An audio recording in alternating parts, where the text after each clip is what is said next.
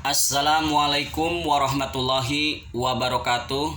Selamat pagi menjelang siang. Salam sejahtera untuk kita semua, kepada rekan-rekan semuanya. Semoga berada dalam kesehatan. Amin amin ya robbal alamin.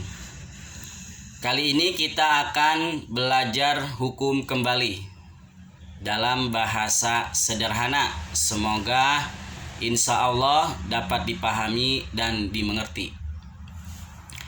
Pada video sebelumnya kita membahas pengelompokan hukum menurut bentuknya, pengelompokan hukum menurut fungsinya, pengelompokan hukum menurut isinya, pengelompokan hukum menurut waktunya, kemudian pengelompokan hukum berdasarkan golongannya. Kemudian pada video kali ini kita akan membahas pengelompokan hukum menurut wujudnya. Jadi pengelompokan hukum menurut wujudnya dibagi menjadi dua macam. Yang pertama hukum objektif, yang kedua hukum subjektif. Kemudian ada pertanyaan, apa yang dimaksud dengan hukum objektif? Hukum objektif adalah hukum yang berlaku di suatu wilayah negara secara umum. Jadi berlakunya secara umum di setiap negara atau di sebuah negara. Contohnya hukum pidana, hukum perdata, hukum dagang. Itu merupakan daripada hukum objektif. Kenapa disebut hukum objektif? Karena berlakunya secara umum. Misalnya pasal pencurian 362. Semua warga negara apabila melakukan pencurian maka dikenakan pasal 362. Begitu juga pembunuhan. Semua warga negara yang melakukan tindak pidana pembunuhan maka dikenakan pasal 338 KUHP. Kemudian apa yang dimaksud dengan hukum subjektif? Hukum subjektif adalah hukum yang muncul dari hukum objektif dan berlaku bagi individu tertentu.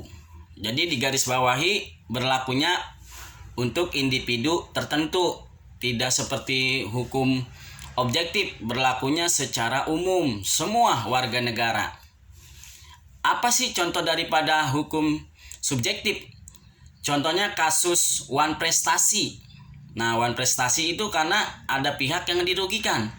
Karena sebelumnya ada suatu perjanjian atau kesepakatan yang dilakukan oleh kedua belah pihak. Nah, salah satu pihaknya dirugikan, maka salah satu pihak tersebut mengajukan gugatan. Nah, itulah yang menjadi hukum bagi individu tertentu. Jadi tidak berkaitan dengan negara. Sepertinya pembunuhan kan berkaitan dengan negara, dengan warga negara. Kalau tentang wan prestasi hanya berlaku kedua belah pihak karena ada pihak yang dirugikan. Jadi itulah penjelasan daripada pengelompokan hukum menurut wujudnya. Jadi harus bisa dibedakan antara hukum objektif dan hukum subjektif. Jadi tetap semangat untuk belajar hukumnya, tetap semangat walaupun di masa pandemi sekarang ini, tapi tidak mengurangi rasa semangat kita untuk belajar dan belajar, karena belajar tidak ada kata terlambat. Seperti kita sekarang yang mau belajar hukum, ya tetap semangat, karena dengan semangat semua akan menjadi indah atau menjadi suatu keindahan. Jadi untuk dukung channel ini tinggal di subscribe dan like serta komen. Apabila ada yang mau bertanya tentang seputar masalah hukum, bisa ditanyakan, nanti dapat saya jawab dengan video kita selanjutnya.